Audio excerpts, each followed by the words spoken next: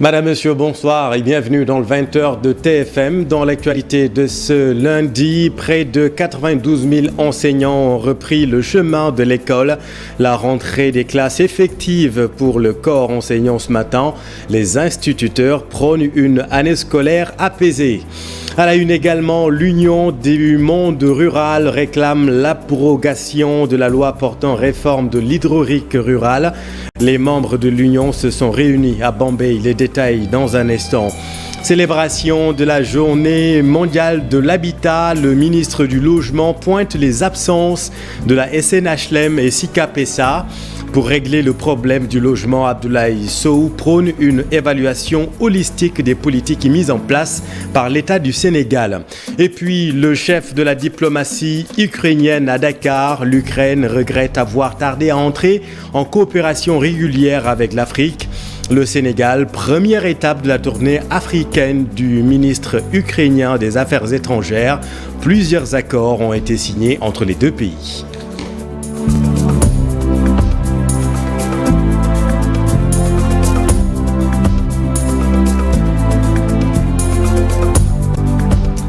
Bonsoir à tous. D'abord, la rentrée des classes pour les professeurs avant celle des élèves prévue jeudi prochain.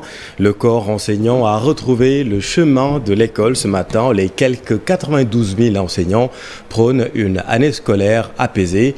Nos équipes ont visité quelques établissements ce matin. Fatou Bintou Conté et Youssou Barou. C'est ce lundi 3 octobre que les enseignants ont rejoint le chemin de l'école. À l'école Mamadou Diagne et El Hadji Mbaye Diop de Wakam, le personnel a répondu présent.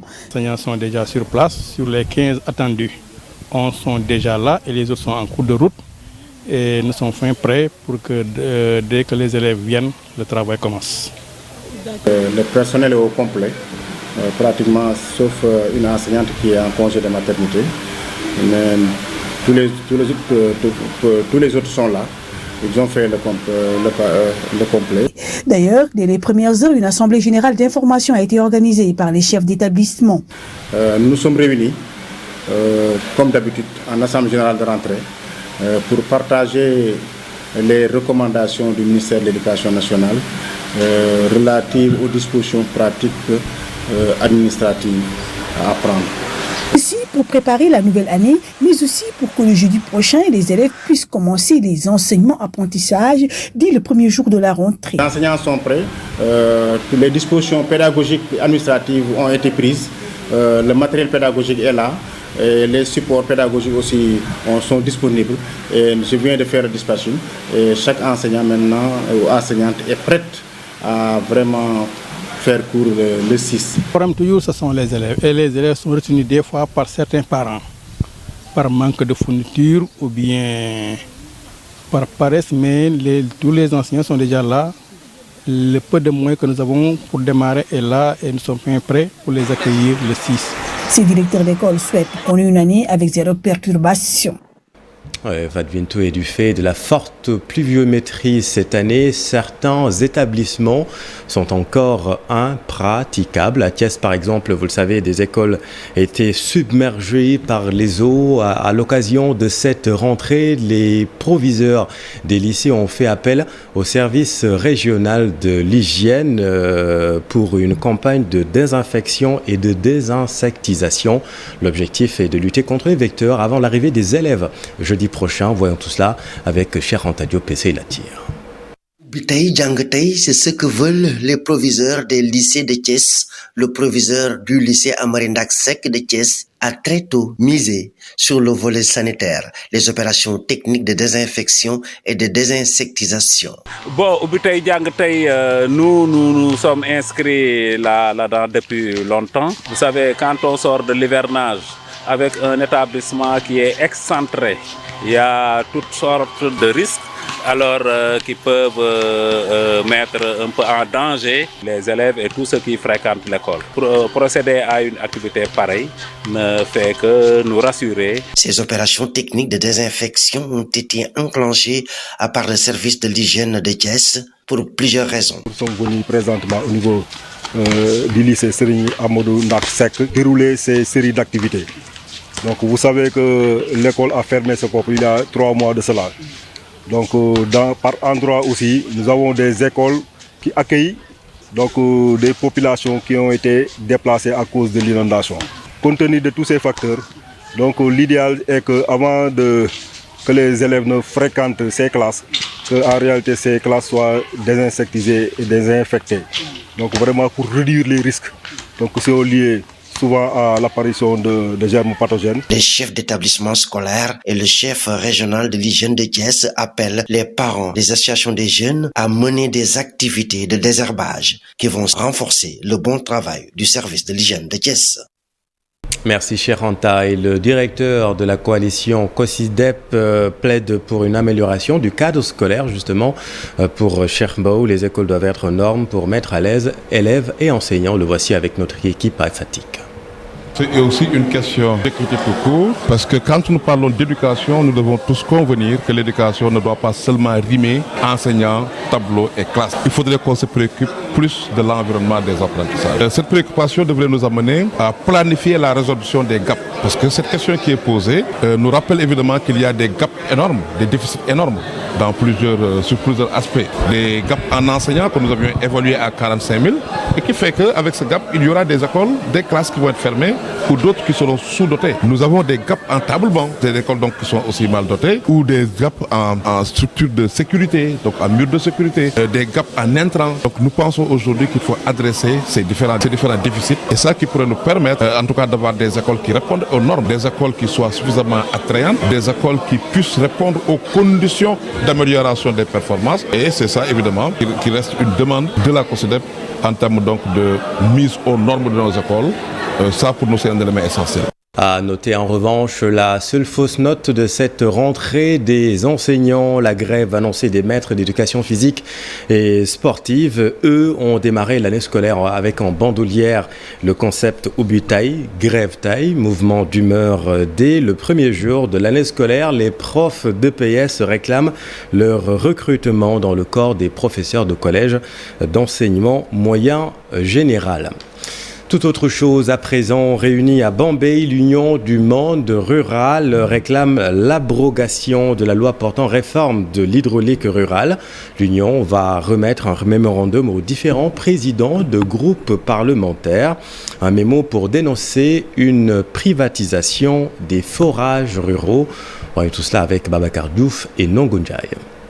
Une fois porté à l'attention du président de la République, la doléance n'a jamais été satisfaite. Les populations du monde rural veulent l'abrogation de la loi portant réforme sur la gestion de l'hydraulique rurale. À amnistier une certaine classe politique de la même façon que le président de la République aussi introduise une autre loi visant à abroger ou bien visant à abolir cette loi 2014-2013 du 28/2/2014 qui est à l'origine de tous les travers notés dans le monde rural. La nouvelle configuration de l'échiquier politique national commande une nouvelle démarche. Les deux groupes parlementaires, Benno Bokk Yakaar et Yewwi Askan Wi Wallu, et les non-inscrits. Nous avons finalisé aujourd'hui un mémorandum qui va atterrir entre les mains de ces différents responsables pour leur demander véritablement de se battre bec et ongles pour que le monde rural se libère du joug de ces sociétés privées. Ce mémorandum sera-t-il suivi d'effets escomptés? Rien n'est moins sûr. Ce qui est par contre sûr, c'est que les populations du monde rural souffrent énormément de la gestion faite de l'hydraulique rurale. Merci Babacar. L'autre grand titre de cette édition, c'est la célébration de la journée mondiale de l'habitat. Célébration sans la SNHLM et la SICAP SA. On fout bon qu'a regretté le ministre en charge du secteur, Abdoulaye Seydou Sow. Pour le ministre, il faut une gestion concertée, inclusive, ainsi qu'une évaluation holistique de toutes les politiques mises en place par l'État du Sénégal pour régler le problème du logement. Compte rendu Alassane Ba, Diafaraba. Il ne s'agit nullement pour le ministre de masquer la réalité. D'abord, regrette Abdoulaye Seydou Sow l'organisation de cette journée sans la présence de certaines directions, comme la SNHLM et la SICAP SA. Il va falloir conjuguer nos efforts et marcher ensemble. Si on ne marche pas ensemble, on ne construira rien ensemble. C'est ça aussi la stricte vérité. Parce que d'abord, avant de discuter, il faut qu'on partage l'information. Et l'information doit être au cœur de nos actions. Malheureusement, là aussi, l'urbanisme de manière générale, l'habitat de manière générale, semble être un débat confiné quelque part. Or, il n'est pas démocratisé. Le débat sur l'habitat et sur l'urbanisme doit être démocratisé pour que les populations elles-mêmes prennent en charge ces questions. Moi, je pense qu'effectivement, on va préparer la prochaine journée avec tous les acteurs pour que ça soit dans un cadre beaucoup plus élargi. La tenue de la Journée mondiale de l'habitat coïncide avec la série d'effondrements de bâtiments. Le ministre estime qu'il faut aller au-delà des statistiques. Le constat que j'ai fait l'année passée à pareil moment, on nous parlait d'effondrement de bâtiments. Cette année aussi, c'est la même chose, avec des décès enregistrés. J'estime que le ministère de l'Habitat ne doit pas se limiter aux statistiques. Il faut prendre des mesures. Prenons nos responsabilités. Il est temps de s'arrêter et évaluer toutes les politiques mises en place par l'État depuis la loi d'orientation sociale sur l'habitat, les lenteurs notées dans l'exécution des projets. L'adoption en 2016 de la loi d'orientation sur l'habitat social, loi d'ailleurs qu'il faut évaluer après presque près de 10 ans d'existence, qui reste un tournant fort pris par l'État pour un développement du logement et en particulier du logement social, c'est dire que les gouvernants comme acteurs du secteur de l'habitat, nous devons tous unis et rester mobilisés pour une production massive de logements, contribution forte et durable à la problématique cuisante de la cherté du loyer. Il invite le secteur privé à montrer plus de volonté. Notez que le thème de cette année est « Attention à l'écart, ne laissez personne ni aucun endroit de côté ». Merci Alassane. Tout autre chose à Pout, dans le département de Thiès, les populations dénoncent l'implantation d'une usine de recyclage de batteries à plomb. Les activités de cette usine sont nocives pour la santé des habitants, selon leur porte-parole Mohamed John, que voici avec Cheranta Diop. L'usine qui est l'usine Ganesha Sarl à Pout, qui est une usine de recyclage de batteries à plomb, qui est très dangereux pour la santé de la population et surtout les jeunes. À l'intérieur de l'usine, ils utilisent les batteries à plomb qu'ils détruisent, qui est très nocif pour la santé de la population, mais qui attaque aussi le système nerveux des jeunes.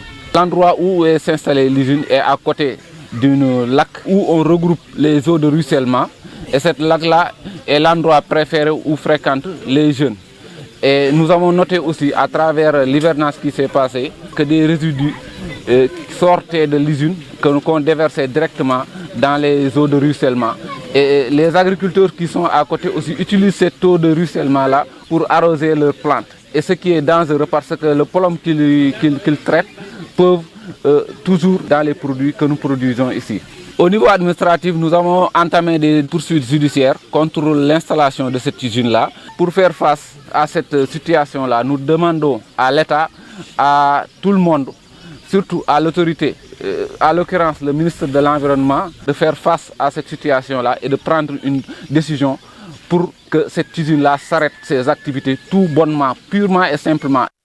Dans l'actualité également, le chef de la diplomatie ukrainienne à Dakar, première étape d'une tournée africaine.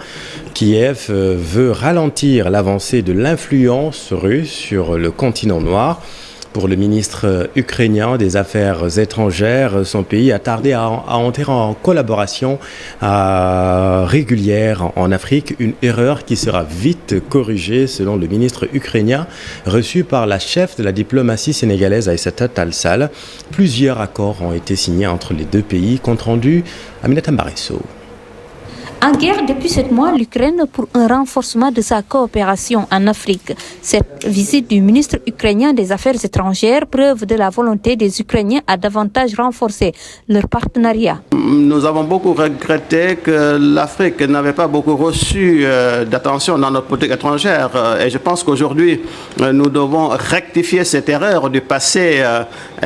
Vous seraient impliqués fortement dans cette partie du monde et nous allons donc vous solliciter. Une erreur de l'histoire à corriger selon le ministre des Affaires étrangères Dimitro Kuleba. Le Sénégal et l'Ukraine sont en relation depuis 30 ans, même si celle-ci n'était pas très dynamique. L'Afrique sera au centre de nos priorités majeures dans notre politique étrangère.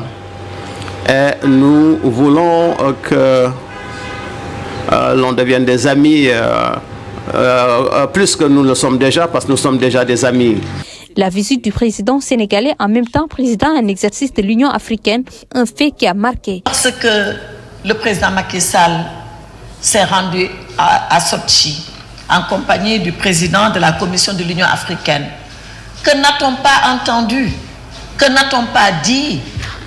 Que n'a-t-on pas vu des commentaires les plus suspicieux, mais les plus réticents les uns que les autres, en se disant mais qu'allez-vous faire là-bas?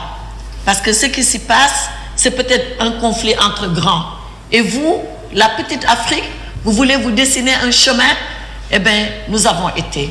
Nous avons été, et il est heureux aujourd'hui que ces mots sortent de la bouche du ministre Dimitro Kuleba pour dire que le premier qui a posé ce jalon, qui a permis au monde aujourd'hui d'avoir accès à ces céréales, ça a été le président Macky Sall. Voilà comment on est récompensé quand devant les difficultés d'aller vers la paix, qu'on ait autant de volonté, encore beaucoup plus de volonté qu'il n'y a de difficultés pour y arriver.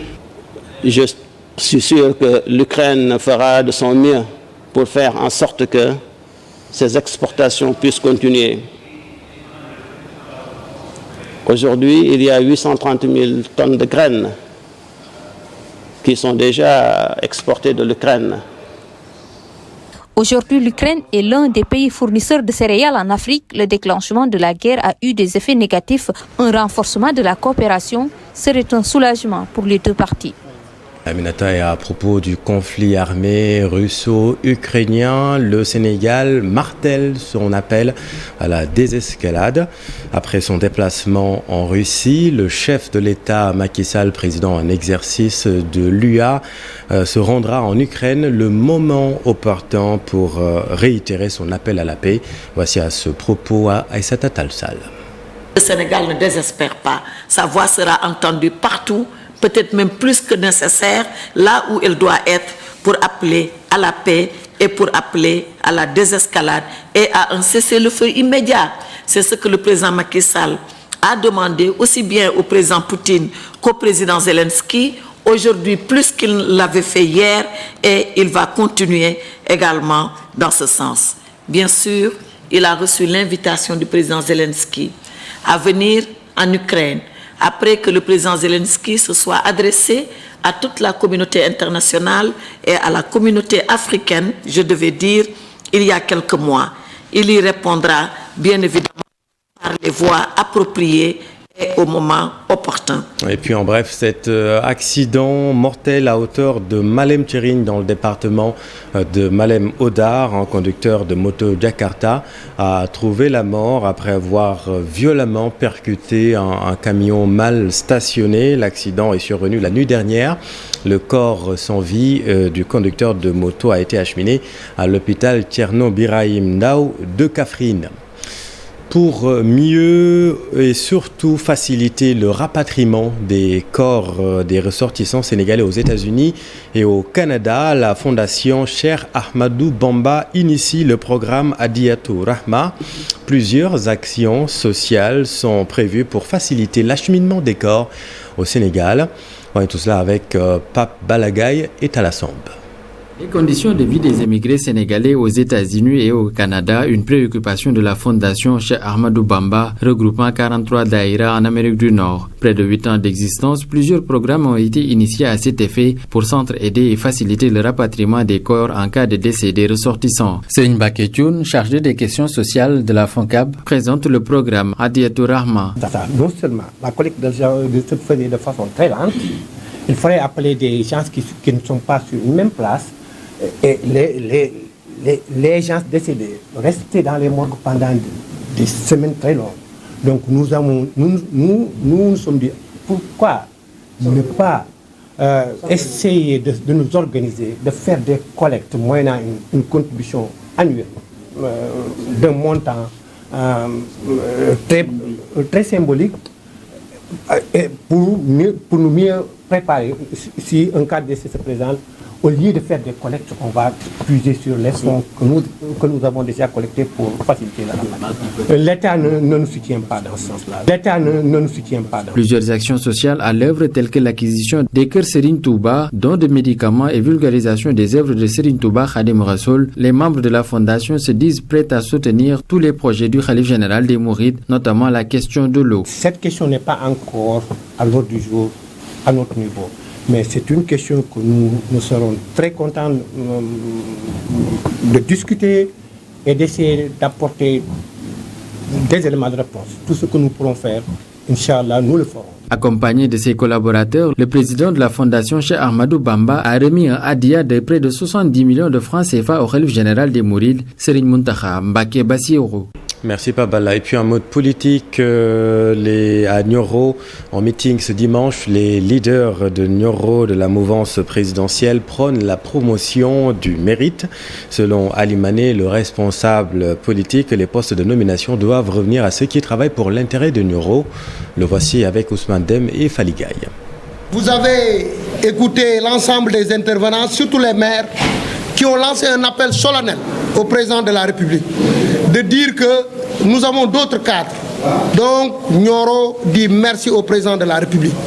Nous continuons à contester cette nomination fantôme dont il réclame ce dernier qui a été nommé. Mais mon combat, c'était de faire la promotion des jeunes cadres au niveau du Parti socialiste, comme le président l'a fait au niveau de l'APR.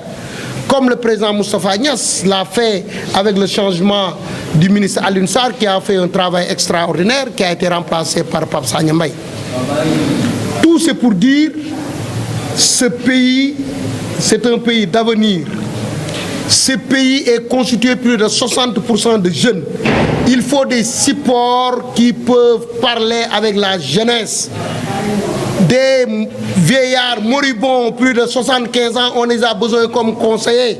Mais ce ne sont pas ces vieillards que la jeunesse de Nioro porte leur espoir, plus particulièrement ou généralement la jeunesse du Sénégal. Le monde a bougé, il faut bouger avec. Donc nous n'acceptons pas que des gens prennent le Parti socialiste, je dirais en premier, en otage, pour leurs intérêts crypto-personnels, ou de prendre la coalition Benno Bokk Yakaar en otage. Nous tous nous savons ici que le président Macky Sall est tellement généreux, est tellement sensible, mais tout ceci, un poste de ministre ne mérite pas tout ce qui s'est passé, et on le sait. Et puis en sport, basket, retour sur la finale de la Coupe du Sénégal de basket féminin, remportée ce dimanche, vous le savez, par l'AS Ville de Dakar, qui a battu Derklé Basket Club Loisirs sur le score de 67 à 56, 11 points d'écart. Les Dakaroises remportent le trophée pour la 3e année consécutive.